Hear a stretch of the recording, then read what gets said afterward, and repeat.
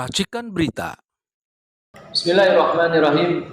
Assalamualaikum warahmatullahi wabarakatuh. Waalaikumsalam. Saudara, kita siang hari ini akan membahas persoalan korupsi. Kita tahu bahwa korupsi itu sudah sangat memporak-porandakan negeri kita, membuat kemiskinan, kesenjangan, dan korupsi itu memang sudah sangat membudaya di Indonesia. Dan bahkan dianggap sesuatu hal yang biasa. Orang yang melakukan korupsi juga tidak ada merasa malu, bahkan keluar dari penjara pun ingin disambut. Ini nampaknya yang menjadi masyarakat menjadi rasa kecewa. Bukan tidak pernah masyarakat itu melakukan demo, protes, saya kira berulang-ulang, tetapi nampaknya ini seperti kayak ada momentumnya saat penguasa menangkap menterinya sendiri, dan ini yang nampaknya diharapkan mulai ada kebangkitan. Pada siang hari ini kita menghadirkan pembicara, bukan pembicara biasanya, pembicara pejuang semua ini. Ada Bapak Letjen Marinir Purnawirawan Soeharto, mantan Irjen Dedhankam, Profesor Dr. Antoni Budiawan dari PEPS, dan Bapak Dr. Anton Permana, aktivis kami, dan tentu ada Bapak Dr. Marwan Batubara, dan moderator saya sendiri, Mursalin dari CSIL. Kita ingin membahas ini tentu bukan hanya sekedar diskusi biasa. Kita mengharapkan ada semacam rekomendasi apa yang harus dilakukan. Tentu tidak mengusulkan cara-cara ini kepada rezim yang ada, karena nampaknya rezim ini bagian dari masalah untuk korupsi itu sendiri.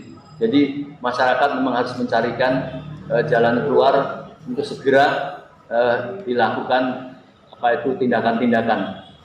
Untuk itu kami mohon nanti kita ini dibantu sama teman-teman dari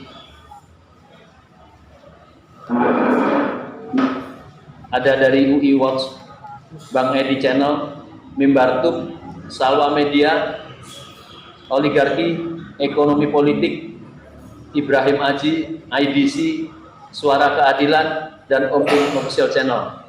Semoga diskusi ini akan berlanjut, dan memang tentu ini masih tahap awal, dan kami mohon mungkin untuk Bapak Letjen Soeharto untuk berbicara dahulu, mungkin bisa memberikan gambaran atau potret sejauh mana sih korupsi yang ada di Indonesia. Saya silakan Bapak Soeharto.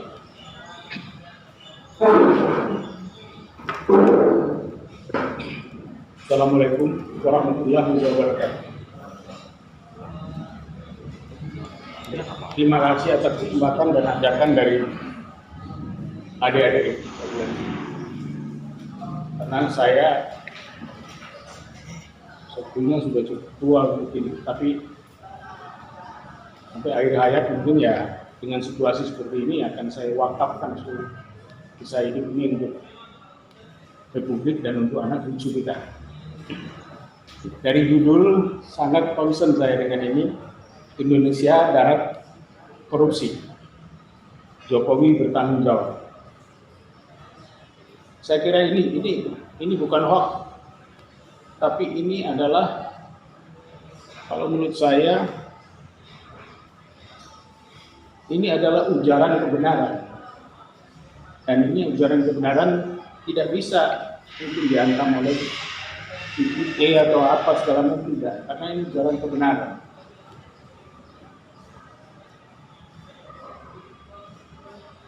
Kemarin lusa saya diajak berbicara tentang judicial review untuk Inpres dan Perpres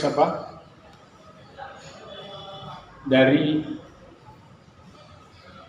Inpres dan Perpres yang ditimbulkan oleh Jokowi. Saya melihat ini bagian daripada kesombongan yang tidak tidak bisa kita ukur. Sangat-sangat arogan. Bagaimana bisa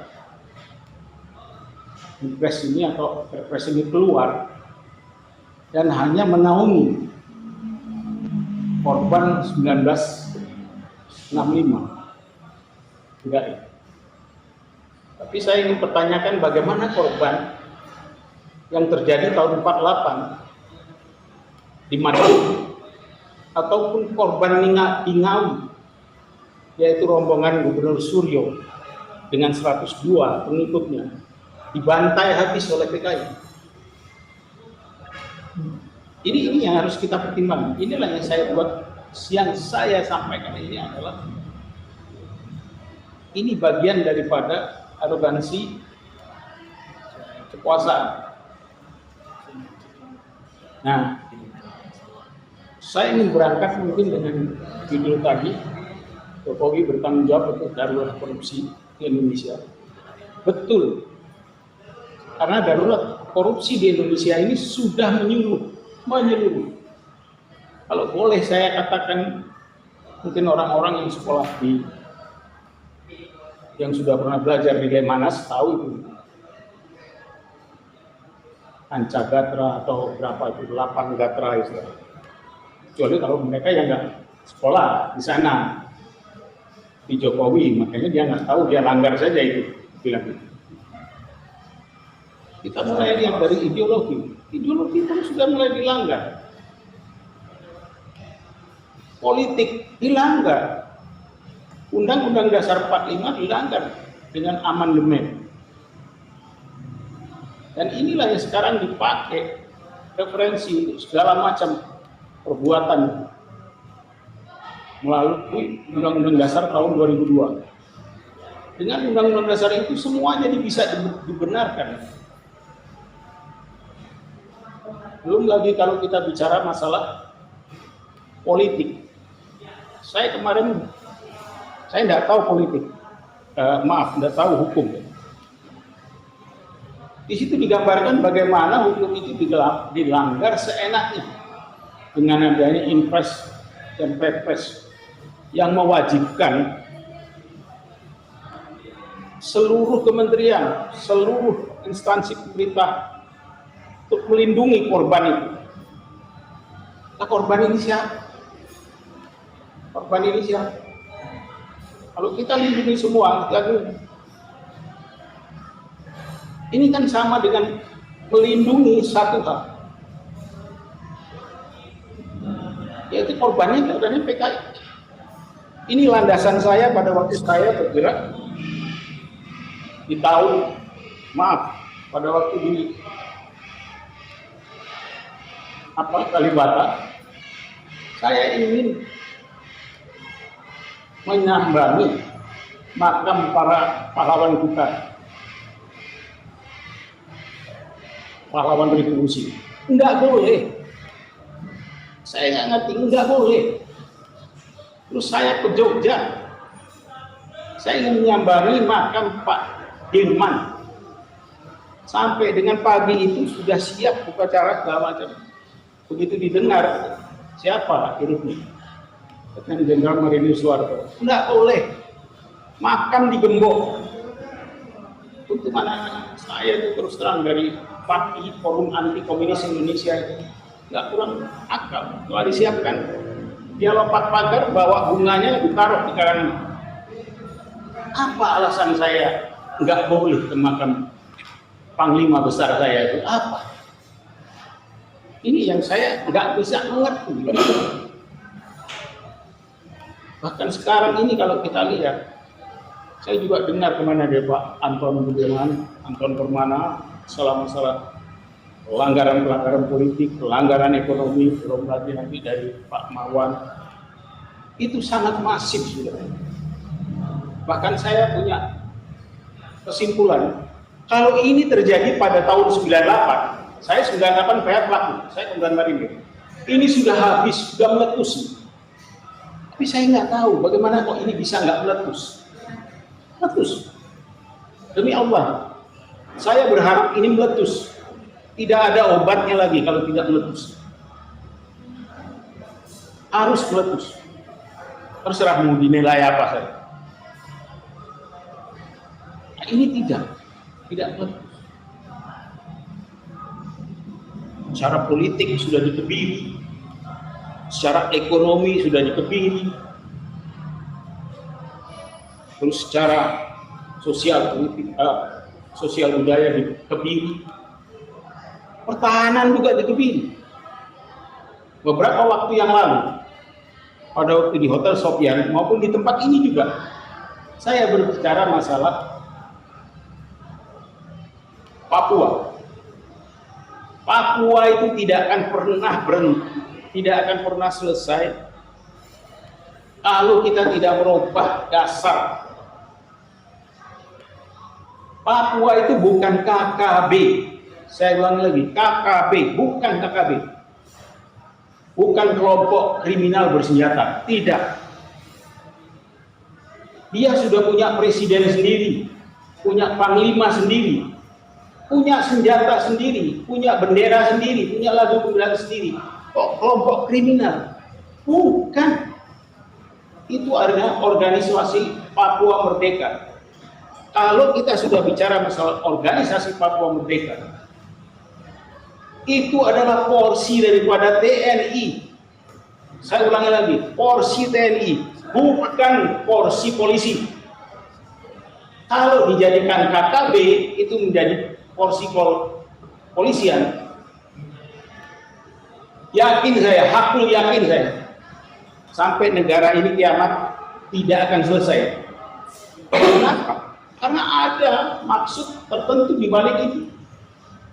Kalau tidak terselesaikan KKB, anggarannya itu kan mengalir terus, dari tahun ke tahun mengalir terus anggaran itu. Kemana mengalir? Ya ke polisi, saya bilang. Jadi nanti itu dibuat seperti apa? Seperti operasi lilin, operasi ketupat, dan lain-lain sebagainya. Itu bagian daripada kenikmatan. Tidak.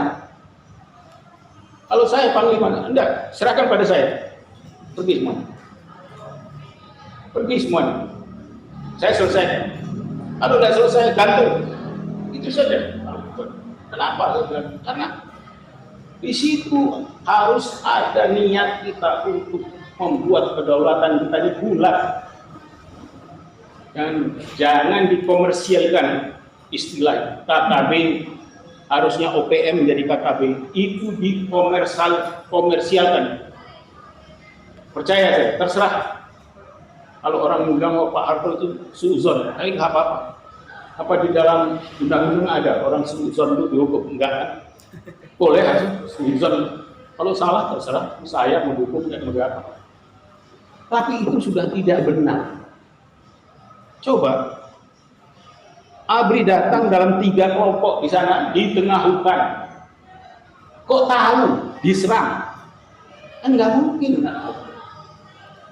Kenapa? Salah kita umumkan. Berangkat ke sana pasukan kita 3 habis. Kenapa saya katakan habis? Satelit Amerika itu jangankan orang dalam 3 kelompok itu tahu. Enggak. Nomor mobil kita jalan pun Amerika tahu. Dan Amerika berkepentingan untuk itu, untuk Papua. Terus siapa lagi berkepentingan? Cina berkepentingan. Di sana tuh perusahaan mereka, baik yang gelap maupun terang sudah ada di sana. Mau bicara siapa lagi? Polisi, jelas dia berkepentingan. Kepentingannya apa? Supaya tetap KKB. Terus Australia juga berkepentingan. Dia menginginkan juga Papua Barat dan Papua Timur ini, karena di barat dia sudah tidak ada apa-apanya. Di Pulau Bougainville itu sudah habis, batu bara kayak apa sudah habis, dia perlu di sini. Nah, terus siapa lagi selain dia? Ya jelas selain dia punya kepentingan, karena yang ditahan itu adalah warga negara dia. Jangan-jangan justru pilot yang ditahan itu punya alat komunikasi untuk ngasih tahu ke saya keluar. Jadi siapa lagi? Lawan kita 5. Satu lagi siapa? Papua Nugini. Papua Nugini itu juga berkepentingan. Papua kita itu masuk, entah nanti di bawah Australia, entah di apa, supaya mereka juga bisa makan, itu aja. Nah akhirnya saya katakan, saya lakukan ini, dan setiap ada operasi, gerakan operasi, jangan sampai diumumkan. Begitu diumumkan, besok anak kita habis ditangkap, dihajar gitu. Saya punya pengalaman bikin itu. Kalau saya operasi tanpa operasinya senyap, tidak pernah ada korban anak buah, korban mereka. Tapi begitu dikasih tahu, oh ini ada jagung bantuan dari pemerintah, supaya diambil itu. Besoknya anak buah saya kena berapa? Itu juga begitu kan. Jadi di sini anggaplah ini kemarahan, ya memang saya marah. Urusan. Tidak enak kita. Oleh karenanya nanti, karena ini korupsi ini sudah masuk pada korupsi poleksos butmil agama masuk di sini. Maka saya terus terang secara detail saya yakin adik-adik saya yang akan membeberkan seperti apa. Mungkin tadi saya beberkan tentang masalah yang berkaitan dengan kedaulatan, masalah dengan porsi TNI. Tapi nanti saya yakin kita akan mendengarkan bagaimana korupsi di politik, bagaimana korupsi di ekonomi. Kemarin yang di Kemplang itu kan korupsi apa tuh? BTS apa-apa. Ada yang lebih besar dari itu, korupsi yang sembunyi kok. Begitu juga korupsi bidang sosial budaya dan lain-lain, ada semua. Nanti akan dibuka sama rekan-rekan kita berbincang untuk membuka itu, agar supaya tahu Republik ini sudah sulit didandani. Bahkan tadi sebelum berangkat saya membaca itu di WA, ternyata anak-anaknya ID. Apa artinya ini? Mereka bertahap, bertahap. Ada lagi yang menghendaki partai ini bertahap supaya Pancasila berubah dari Trisila menjadi Ekasila. Kalau Ekasila, jadi nanti terus Ekasila itu dimanfaatkan. Ekasila itu siapa sih? Gotong royong? Bukan. Jangan Ekasila itu jadi komunis. Habis Republik ini. Habis Republik ini. Jadi komunis. Waduh. Karena saya juga dengar juga anaknya Aidit ngomong gitu. Padahal negara kita negara agamis. 87% Islam. Sisanya non-Islam tapi beragama. Yang ateis berapa puluh orang itu yang sisa-sisa. Nah, tidak. Mari kita sekarang bergabung jadi warga negara yang betul-betul agamis.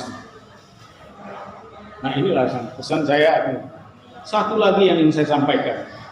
Sulit keadaan ini akan menjadi baik kalau saya lihat dari pencalonan yang ada sekarang. 3 calon. 3 calon. Boleh dikatakan nuansanya sangat kental dengan apa yang kita sebut sebetulnya petugas politik. Petugas partai. Bagaimana bisa negara begini besar dipimpin oleh petugas partai? Ya otaknya hanya untuk partai. Padahal negara 278 sampai 280 juta manusia ini tidak bisa dipimpin oleh petugas partai. Harus dipimpin oleh negarawan. Jadi kalau dipimpin oleh petugas partai, otaknya hanya untuk partainya aja. Apa partainya itu bisa menyelesaikan? Partai apa yang bisa menyelesaikan negara? Apa? PDIP? Enggak bisa. Wawasan dia juga enggak lengkap kok. Apa Bu Megawati bisa menyelesaikan? Enggak. Tidak bisa menyelesaikan itu. Dia bukan negarawan. Kalau ingin melihat siapa negarawan, dilihat dari rekam jejak dia. Rekam jejak yang paling bisa kita lihat adalah dari pendidikan. Dari 3 itu yang pendidikan yang ada Lemhanas itu cuma 1. Cuma 1. 2 nggak ada. Makanya kalau saya lihat, kalau orang Jawa bilang blegernya, human bearing-nya nggak ada. Kelihatan sebagai pemimpin. Udah. Jadi kita harus lihat juga rekam jejak. Salah satu rekam jejaknya juga sekolahnya. Ada yang sekolahnya nggak karuan-karuan. Kalau dari tentara, kita rekam jejak itu harus lihat apakah dia dari Akabri, punya di Kelapa, Sesko TNI, Sesko Angkatan, Sesko TNI, dan Lemhanas. Kalau nggak komplit itu, rekam jejaknya nggak komplit. Rekam jejaknya nggak komplit. Apalagi kalau nggak mengenal sama sekali itu, ya, sama sekali nggak mengenal. Seperti misalnya Joko Widodo. Saya terus terang saya bingung, saya nggak jelas pendidikannya. Dari wali kota, ya Dr. Andes. Tapi waktu presiden, insinyur. Apa sekolahnya ini? Ya, apa sekolahnya? Saya bukan apa-apa, saya nggak ada gelar apapun, enggak. Tapi saya melakukan porsi saya. Saya tentara, saya harus selesaikan Akabri saya selesaikan di Kelapa saya selesaikan Sesko TNI saya selesaikan Sesko Angkatan, Sesko TNI, dan Lemhanas. Saya selesaikan, karena itu kewajiban saya. Apa saya harus ngambil lebih sini kan, Dr. Antoni, Dr. Anton, enggak, itu kan porsi saya. Itu juga Lemhanas sih. Ini saya salut. Tapi satu yang saya lihat, berapa kali sekarang Gubernur Lemhanas itu bukan orang Lemhanas, tidak pernah sekolah di Lemhanas. Mau dibawa kemana Republik ini? Sudah jadi petugas parpol politik, ya juga tidak Lemhanas. Apa kualitasnya? Semoga ini bisa didengar. Terima kasih. Wassalamualaikum warahmatullahi wabarakatuh. Baik.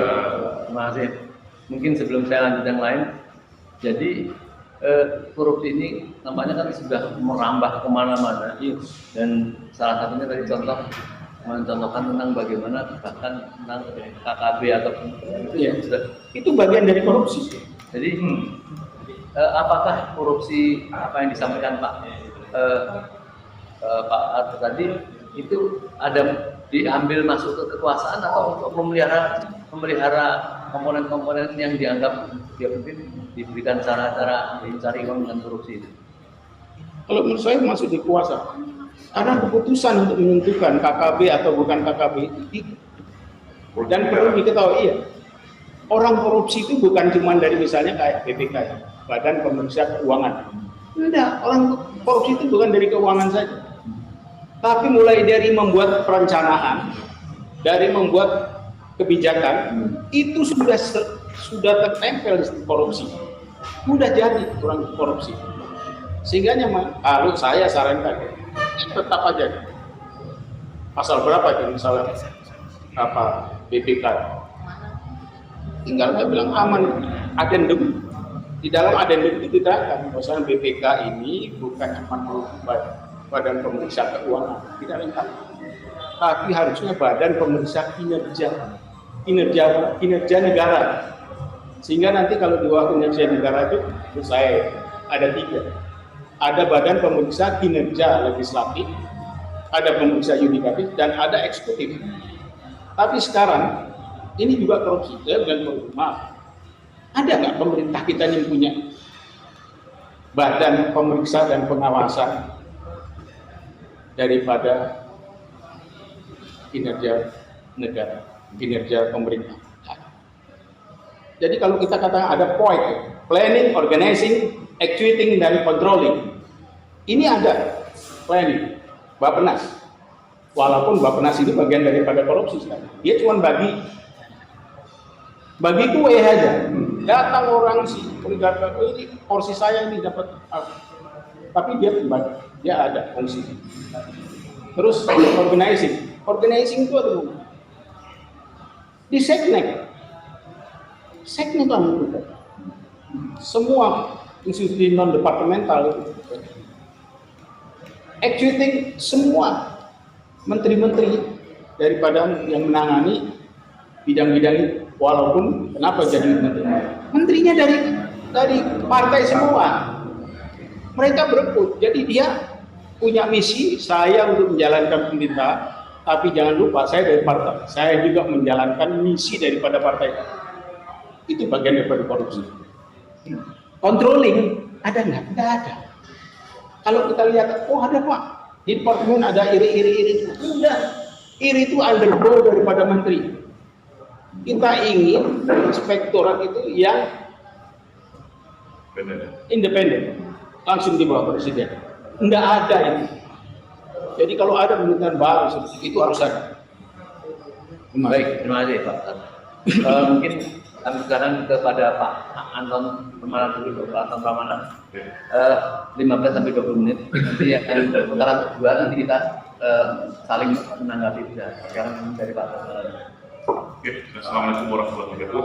Terima kasih atas waktunya. Ini ayahanda saya, atau Marwan, Roni. Menarik tentang korupsi ini kayak nggak habis-habisnya ya. Kalau kayak bilang kita main game itu, zombie itu nggak habis-habis. Udah pakai korupsi itu nggak habis-habis. Tapi ini menarik, itulah tantangan bangsa kita ke depan. Dan ini juga tidak masalah kita, masalah seluruh negara. Nah, kita mungkin, karena saya dari basic ilmu pemerintahan, kemudian saya coba membahasnya dari perspektif ilmu pemerintahan. Jadi, bicara tentang korupsi, kalau secara data, kita tahu tahun 2002, kita pada peringkat 110 dari 180 negara. Peringkat 110 dari 140 negara. Peringkat Pasifik kita juaranya. Ini gak main-main nih, Maro.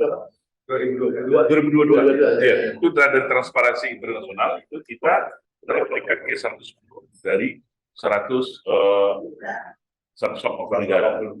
Artinya, bayangin, hanya berapa negara yang seharusnya kita 50 besar pun kita nggak masuk, kita seharusnya malu. Ini 100 besarnya kita nggak malu, nggak masuk. Yang katanya sudah melakukan era reformasi, yang kadang wah luar biasa lah kalau kita lihat kampanye ya, iklannya sangat tidak sesuai dengan fakta yang itulah fakta yang hari ini.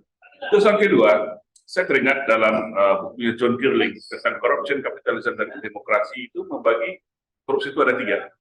Pertama secara 3 dimensi ya. Pertama, korupsi secara dimensi individual dan insidental. Ini maksud di sini adalah korupsi yang dilakukan oleh perorangan, tapi lembaganya bersih. Itu dimensi pertama. Nah, misalnya di sebuah departemen, ialah main 2 cawe-cawean dengan kontraktor kanan. Tapi secara umum, kementeriannya masih terjaga, masih bersih.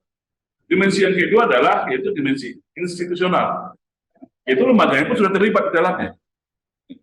Sudah sistemik, sudah sistematis. Dan yang ketiga ini lebih parah lagi, sudah sistemik dia, sosial sistemik. Secara personal, dia sudah terindividual, secara kelembagaan, dan antara kelembagaan dengan individual, dengan rekanan, dengan kontraktor, dengan pemangku kebijakan, kata Pak Harto. Dan jadi korupsi itu tidak hanya dengan dia, dengan Menpora, tidak. Dari membangun, merancang suatu perencanaan itu, korupsi itu sudah bisa terjadi. Apalagi dalam pengalokasian anggaran. Nah, sekarang kita lihat potret ini, dari 3 dimensi ini, gimana negara kita ini? Ada nggak lembaga negara kita, lembaga tinggi negara kita yang tidak pernah masih bersih dari korupsi? Ya, jangankan itu, penegak hukum aja ada nggak yang bersih? KPK nggak ada, BPK kita masuk, ya. Apalagi MPR, ketua MPR, ketua DPD, ketua DPR, apa semuanya Bang Marwan? Mungkin presiden aja yang bukan tidak ada, belum. Nah, maksudnya tanda petik. Menurut saya, setuju nggak? Bukan tidak ada, belum. Artinya ini kan ada sistemik ini. Nah, kalau begitu, kalau kita lihat lagi dari bukunya Joseph ini dari Corruption, Political and Development itu, berarti korupsi ini sudah menjadi watak dan karakter, itu bahaya. Kalau korupsi itu sudah sistemik, sekarang kenapa tidak sistemik? Ada dana bos diberikan kepada kepala sekolah guru, penjara. Ada dana bantuan desa pada desa-desa, 3.700 kepala desa sekarang sudah tersangka dari apa lini yang tidak ada korupsi. Setiap pemerintah itu dikasih uang, dia tidak korupsi, di penjara. Nah ini kan sudah berbahaya kalau negara kita sudah korupsi itu sudah menjadi watak tak berlaku, berarti apa yang disebut dengan pemerintahan kleptokrasi itu sudah terjadi di Indonesia. Bahaya Pak, ini dalam piramida kerusakan korupsi itu paling tinggi itu adalah pemerintahan kleptokrasi. pemerintahan secara sistem sudah menjadi maling. Korupsi ini kan bahasa halusnya aja nih Pak. Kalau bahasa kampung kita aja lah Pak Marwan pakai maling uang rakyat. Ya, kleptokrasi lah. Ini kita tahu eufemisme namanya. Memperhalus lonte jadi PSK. Ya jadi ya orang berkorupsi. Jadi dia pakai baju orang itu jadi bangga kan. Maling itu sudah selesai. Ini koruptor ini maling. Koruptor dan beda korupsi dengan koruptor adalah kalau koruptor korupsi yang ketahuan, yang ditangkap. Dan juga koruptor yang ketahuan.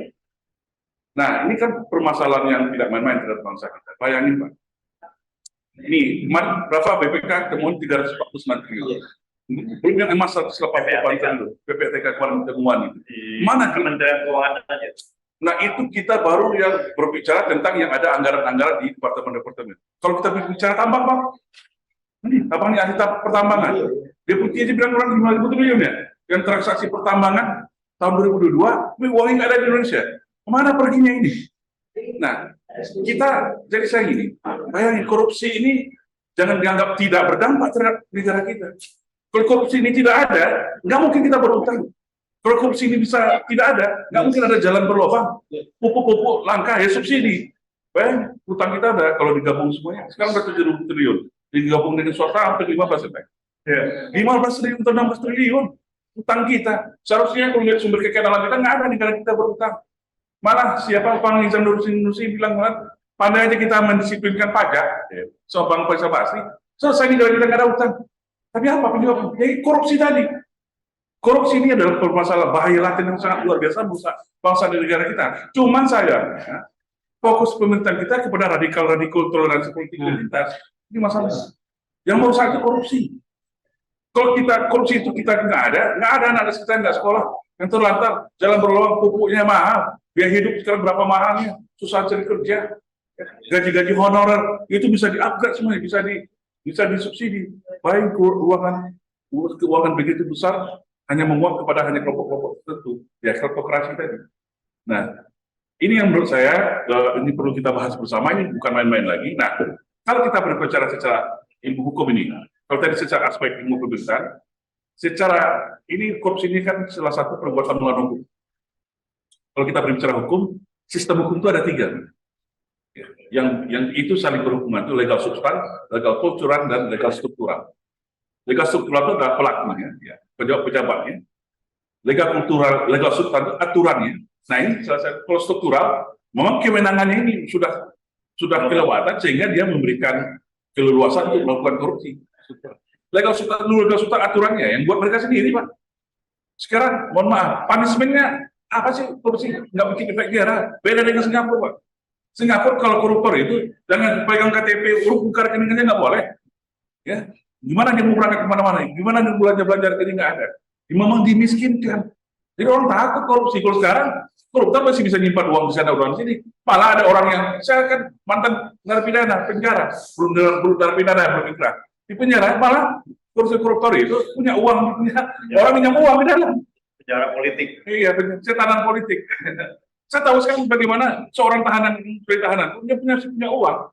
Kalau negara-negara maju yang indeks korupsinya sedikit, mana ada cerita dimiskinkan, dirampok, perampasan aset. Sekarang undang-undang perampasan aset kita ini masih kayak main yauma. Ya, pemerintah sudah mengajukan, Pak Ide Dongger bilang mana jangan bermain, nggak ada bilang DPR ini nggak ada pernah terima pengajuan. Nah itu sejak kalau legal substan tidak ada efek jerah sehingga ya korupsi masih merajalela. Coba hukum mati atau dimiskinkan dia atau pembuktian terbalik atau perampasan aset miskinkan. Jadi ada efek jerah. Ini setelah keluar korupsi dia masih bisa maju lagi, bisa jadi presiden lagi, masih cengengesan, bisa bikin usaha lagi kan aneh. Ya. Jadi nggak ada efek jerah. Yang ketiga adalah legal kultural. Nah ini kalau menjadi kultur yang saya bilang tadi kan. Mohon maaf. Saya punya banyak teman-teman di lembaga. Ketika ada yang tertangkap di kelembagaan, apakah itu menteri, deputi, yang mereka bilang apa? Lagi apes. Bukan musibah, lagi apes. Artinya, lagi apes. Jadi semuanya korupsi, tinggal itu aja yang apes. Kalau saya terjemahkan seperti itu, ini kan berbahaya negara kita ini. Korupsi. Nah, untuk itu mungkin kalau berharap pada rezim ini, kalau kita lihat tradisi dalam ilmu pemerintahan itu ya kita secara kultural kan bangsa kita menganut paternalistik, ya. Dia tergantung pemimpin. Kalau kata orang, kalau ikan itu busuk dari kepalanya. Nah, kalau kita lihat, kita harus jujur, kondisi sekarang ini yang paling bertanggung jawab terhadap kondisi korupsi ya harus presiden. Dia kepala negara, dia kepala pemerintahan. Dan dia punya kewenangan yang lebih luas. Ya, dia punya KPK, dia punya Jaksa Agung, dia punya Kapolri, dia punya KPK, dia punya intelijen. Kalau dia punya niat, punya political will untuk menindak korupsi, nggak ada yang nggak bisa. Tapi sekarang keteladanan itu, political will itu ada nggak pada pemerintahan kita? Jawabannya ya kita lihat sendiri. Korupsi sama makin merajalela atau tidak? Jadi KPK itu berhasil bukan menangkap korupsi menurut saya, menekan korupsi. Kejaksaan itu berhasil bukan menangkap para koruptor, bukan menekan. Sehingga tidak ada lagi kebocoran anggaran, tidak ada penyalahgunaan kewenangan. Menurut saya esensi dari penindakan korupsi itu di situ. Tapi kalau kita kan tidak berhasil menangkap, apalagi yang ditangkap musuh politiknya, apalagi yang ditangkap yang berseberangan dengan pemerintah, itu menjadi impor yang luar biasa. Tepuk tangan itu semuanya kan. Bukan itu esensi dari pemerintahan korupsi. Bagaimana melahirkan efek jerah, ya uang rakyat, uang anggaran kita bisa diselamatkan, itu bisa diberikan sebesar-besarnya untuk kesejahteraan rakyat. Itu esensi yang menurut saya. Sehingga lahirlah yang disebut good governance, good governance. Kalau good governance sudah terlaksana berarti good community, good corporate, itu kalau dalam pemerintahan. Nah ini kita lihat ada nggak terjadi di dalam pemerintahan kita sekarang? Jawab aja sendiri, kan? Sama rusak. Saya bilang tadi kan, dikasih uang kepada kepala sekolah, ya kursi dana pos. Dikasih ke dana desa, kursi kepala desa. Ya. Nah ini kan parah. Ada apa? Nah menurut saya kalau ini perbaikan harus dari pemimpin tertingginya itu presiden. Apapun sekarang terjadi korupsi, komitmen diam. Dulu kan kita reformasi ini anti KKN.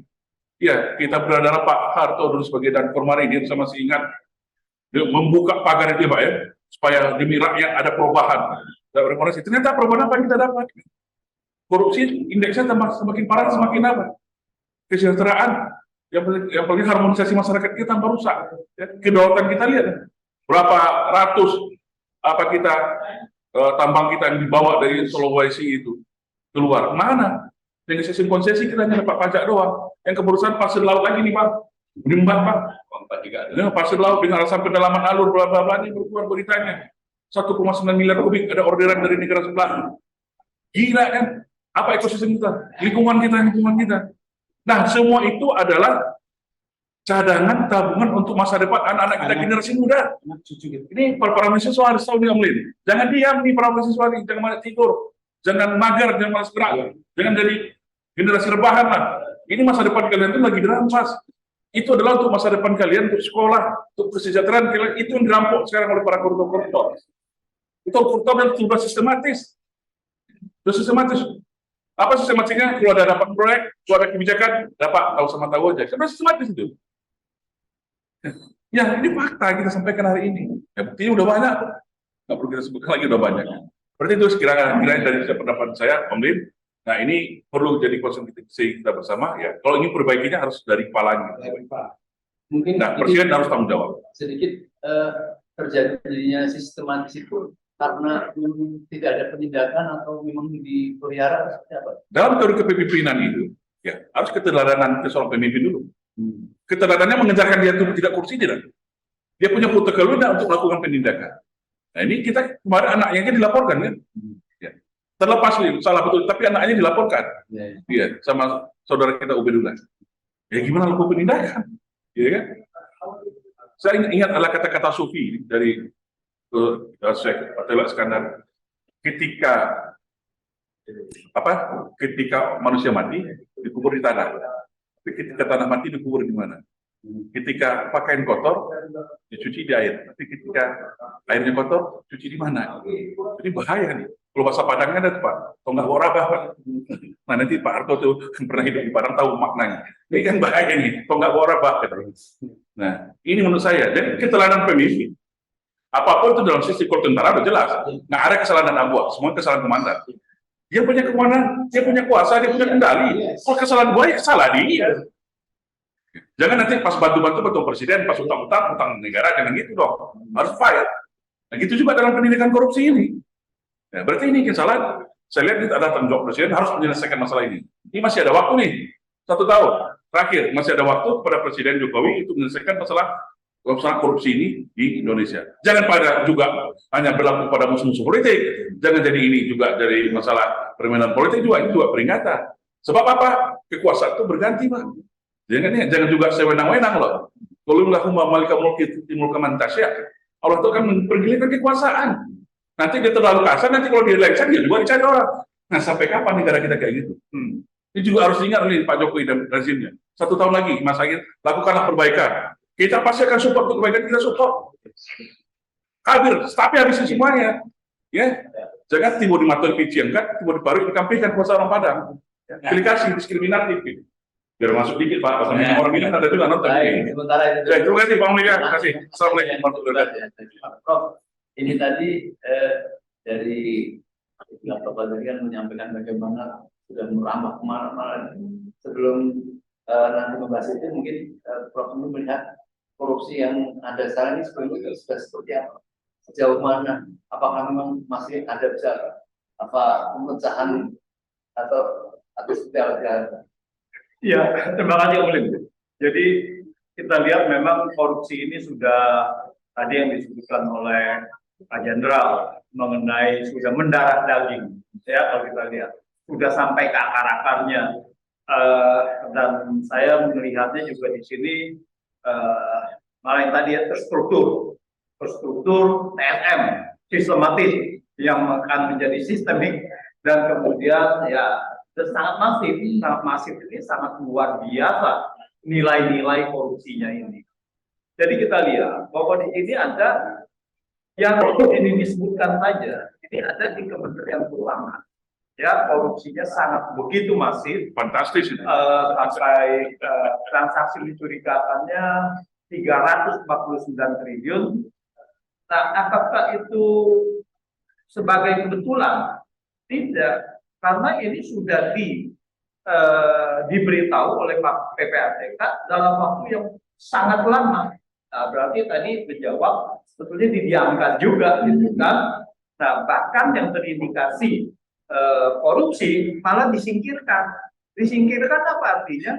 Artinya adalah diamankan supaya sistem yang mereka pelihara, sistem koruptif yang mereka pelihara tidak terkena, gitu kan? Oke, Anda udah terkena nih, udah tercium sama PPATK, Anda dikeluarkan dari situ. Nah, ininya semuanya masih bermain karena salah satu direktur dari di Direktorat Jenderal Pajak itu mengatakan 50% hasil fee negosiasi, ya berarti hasil korupsi, itu adalah 50% untuk direktur dan subdirektorat.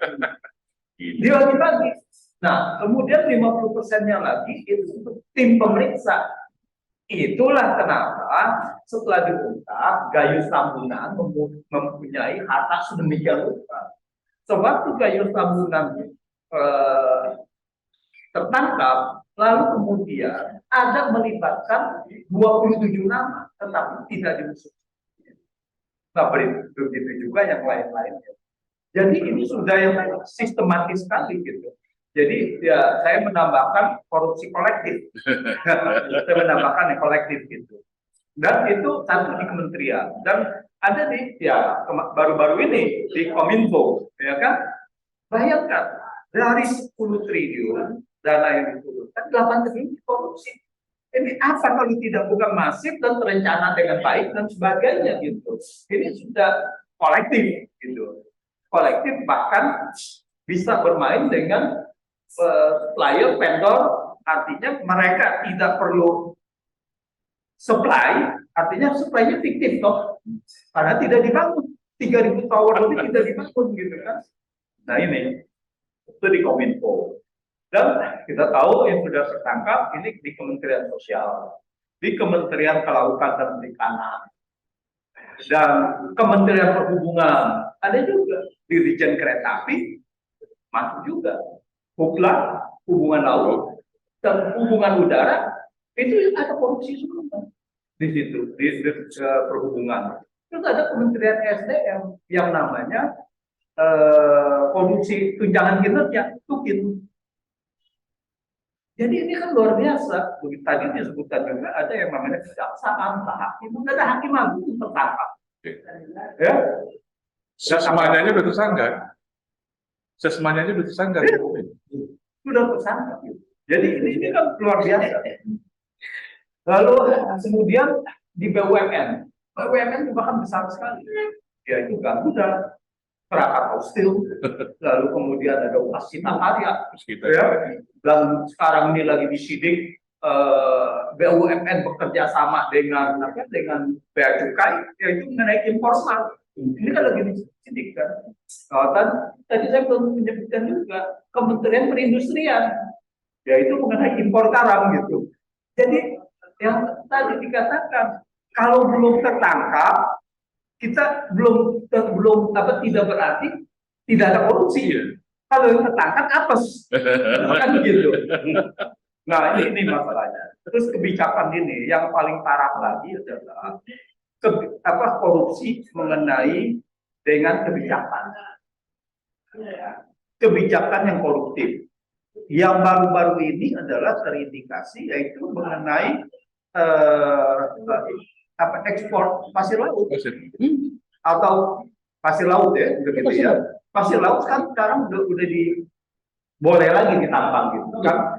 Nah ini kan mendekati tahun politik, perlu duit. Mengenai tahun politik perlu duit, diberikan lagi. Nah ini kan indikasi bahwa di sini ada permainan politik. Kalau memang itu tidak ada, kita lihat siapa yang pihak-pihak yang melakukan itu, tambang pasir laut itu. Siapa yang melakukan ekspor harus dibuka. Jadi publik harus melihat, publik harus menuntut ini siapa saja pemainnya.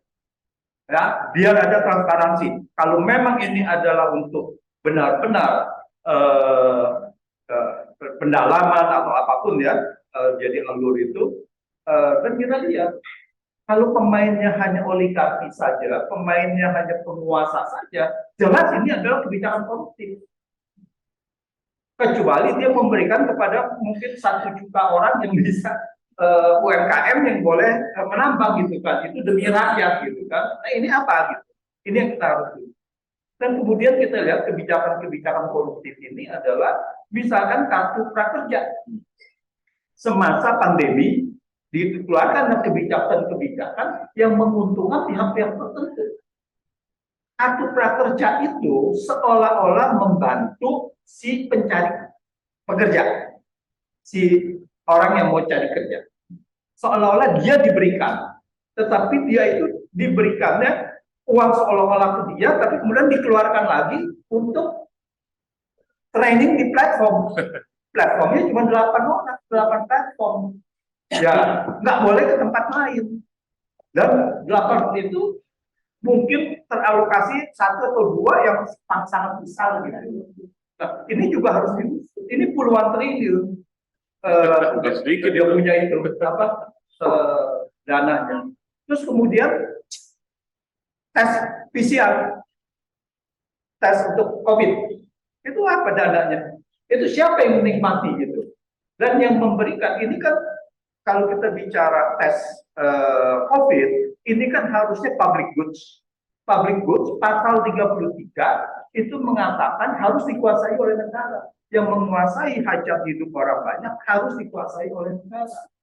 Dan artinya tidak boleh diberikan ke swasta. Apalagi kalau kita lihat harga-harga tes PCR itu harga eksploitatif, harga monopoli, harga kartel. Di mana pada awal-awal sempat 2 juta lebih, 2,5 juta, turun ke 2 juta, turun menjadi 1.200.000, 900, dan sampai ke sekarang ini sekitar hampir 300.000, 270.000. Ini berapa marginnya? Ini kan harus diusut semua gitu kan. Dan ini kebijakan-kebijakan yang koruptif. Dan kebijakan koruptif ini sangat besar sekali. Khususnya tes PCR ini adalah merugikan APBN karena APBN bayar ya, ada orang yang sakit COVID atau bagaimana ke rumah sakit, puskesmas, tempat segala kan gratis, dibayarin oleh negara. Nah, berapa itu uangnya gitu? Jadi PCPEN, jadi penanggulangan COVID dan pemulihan ekonomi nasional itu dananya itu sekitar 700 triliun. Nah, berapa itu yang benar-benar realisasi ya, sasaran nggak? Yang ini yang dinikmati oleh mereka yang menikmati kebijakan koruptif ini gitu. monopoli dan sebagainya. Ini sangat luar biasa. Dan yang kita patut sayangi dan juga kita patut kritisi bahwa kebijakan ini sudah bermain di area politik. Jadi ini adalah demi politik. Korupsi itu adalah, ya tadi dikatakan maling, kalau saya bilang, saya pernah menulis menggunakan istilah perampokan uang rakyat. Ini adalah perampokan uang rakyat, ya korupsi ini uang APBN. Lalu digunakan untuk apa?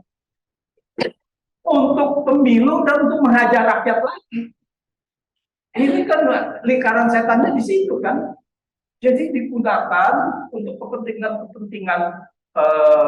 kekuasaan. Jadi korupsi ini untuk mempertahankan kekuasaan. Jadi dia membuat kebijakan-kebijakan yang menguntungkan pihak tertentu, lalu pihak tertentu itu menggunakan kekuatan uangnya untuk merebut kekuasaan lagi. Nah, ini yang harus benar-benar diputus itu. Nah, sekarang siapa yang bertanggung jawab? Ya tentu saja tidak ada. Semuanya adalah ya pasti berujung kepada pemimpin. Dalam hal ini adalah presiden. Sekarang di dalam pemilihan, ini kita lihat ya, menteri-menteri dari partai politik. Dan tidak terlepas dari ada kepentingan-kepentingan untuk partai politik tersebut. Ya, untuk itu pendanaan dan sebagainya. Bahkan kita lihat ada menteri-menteri atau petinggi-petinggi di gubernur, DPR, itu yang terindikasi, yang sudah disebut bahwa ada mungkin terima aliran dana untuk korupsi, tetapi masih tetap bisa dijadikan petinggi pejabat negara. Nah, ini artinya ya berarti kan ada pembiaran bahwa kalau istilah di mana di masyarakat ya ini adalah tersandera gitu kan. Jadi disandera untuk mengikuti apa kemauan penguasa. Kalau Anda tidak mau, lalu tidak mau mengikuti, malah fakta-nya dibuka. Contohnya banyak yang mengatakan bahwa kenapa Joni Plate ditangkap, ya karena Nasdem itu mencalonkan Anies Baswedan gitu kan, di mana mereka ini tidak setuju bahwa ada partai-partai, terutama partai koalisi yang mencalonkan yang tidak di-endorse oleh kekuasaan kan gitu kan. Nah, Jadi penangkapan terhadap Plate ini bukan murni untuk penegakan hukum. banyak yang berpendapat begitu gitu kan, banyak yang berpendapat begitu bahwa dia memang melakukan korupsi, pasti kelihatannya adalah mereka melakukan gitu. Tetapi ini adalah tebang pilih gitu. Nah, ini tebang pilih yang bahaya gitu. Nah, ada indikasi ke sana gitu, tetapi ada karena apa? Karena ada ya kalau di kementerian lain langsung OTT kan, ya, langsung OTT kelihatan gitu kan begitu. Nah, ini ada yang mengira begitu karena ini sudah tahun politik dan sebagainya, ada yang itu. Nah, untuk menghindari persepsi masyarakat bahwa ini adalah tebang pilih, ini harus diusut setuntas-tuntasnya karena Mahfud sempat mengatakan bahwa kemungkinan besar ini ada aliran dana ke partai politik. Nah, ini kan harus diusut gitu kan. Siapa saja gitu kan untuk itu. Bahkan sempat edar apa namanya yang di media sosial ya, itu siapa saja yang terlibat gitu kan. Gitu. Nah, ini harus diusut setuntasnya. Nah, kalau Jokowi presiden tidak bisa mengusut itu, ya berarti dipertanyakan. Pertama adalah kapabilitasnya, apakah memang pantas untuk menjadi presiden? Kalau dia ini tidak bisa tuntas, atau apakah memang ini ada deal-deal politik sendiri yang untuk memang melakukan tebang pilih sehingga tidak bisa mengusut setuntas-tuntasnya. Masyarakat harus mendorong, tidak ada jalan lain, korupsi yang sudah demikian masif ini harus diputus dan harus didorong terus, siapa yang bertanggung jawab, dan ini jadi masyarakat tidak bisa diam, tidak hanya ini, harus mendorong bahwa ini dituntaskan gitu. Bukannya hanya lagi siapa yang bertanggung jawab sudah pasti, tapi yang penting adalah aksi bahwa ini harus dipertanggungjawabkan. Masih ada waktu sedikit. Jadi Pak Antoni tadi cukup menambahkan ternyata apa yang sudah dilakukan Pak Anton dan Pak Aswal ini. Bahkan ini sekarang menyebut ada Kemensos, ada di perhubungan, ada di perindustrian. Berarti ada kemungkinan di semua kementerian itu akan ada seperti itu. Ya, kalau kita di banyak kementerian kemungkinan besar ada, tetapi kan yang tadi belum tertangkap, bukan berarti tidak ada produksi gitu kan. Dengan kondisi yang begini, kita bisa mengatakan bahwa hampir di semua kementerian ini ada, tinggal tunggu waktu saja gitu. Nah, ini dugaan dari masyarakat ke situ karena ini begitu masif. Baik, sementara mungkin Pak Marwan Batubara. Oh, sedikit. Iya. Saya tadi belum lagi itu ada 7 kementerian ya, terus ada perindustrian dan perdagangan. Jadi ya hampir kalau dilihat apalagi Kementerian Ekonomi, kementerian yang itu udah banyak sekali gitu. Nah, saya nggak tahu kalau kementerian PKPM ya. Nah, itu apa enggak? Karena dia nggak mengambil duit. Tapi ada perizinan. Itu, Tapi perizinan. nah dia perizinan gitu kan ya. Nah, itu tinggal dilihat aja. Karena ini sangat supporter Pak Jokowi dan sekali. Kelihatannya saya sini kelihatannya. Baik, Pak Marwan mungkin akan menambahkan, tapi sekaligus mungkin sudah memberikan, kalau sudah seperti ini, solusinya seperti apa usulan dari Pak Marwan secara masif pula udah seperti kayak gini, apa bisa secara sedikit demi sedikit misalkan presiden akan datang seperti ini, atau harus yang lebih masif lagi seperti apa mestinya? Kalau di tayangan-tayangan video kan kita lihat entah benar entah tidak, kalau di Cina itu misalnya katanya ada sudah dimasukkan ke kandang buaya, untuk supaya timbul efek jerak. Dan kita seperti apa mungkin itu nanti bagian akhir, silakan Pak Marwan.